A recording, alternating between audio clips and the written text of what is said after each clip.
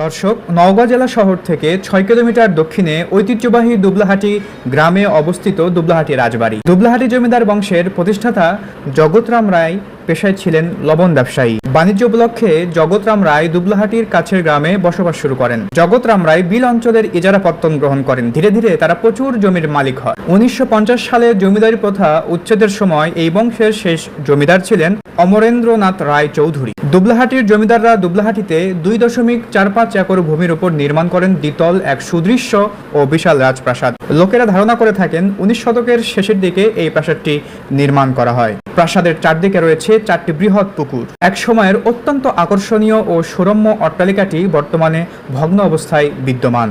এবার জেনে নিন এখানে কিভাবে আসবেন। বালুডাঙ্গা থেকে হাপানিয়া, হাপানিয়া থেকে ভ্যান বা অটো রিকশায় দুবলাহাটি রাজবাড়ি যাওয়া যায়, অথবা নওগাঁ গোস্তহাটির মোড় থেকে অটোরিকশা যোগে দুবলাহাটি রাজবাড়ি যাওয়া যায়।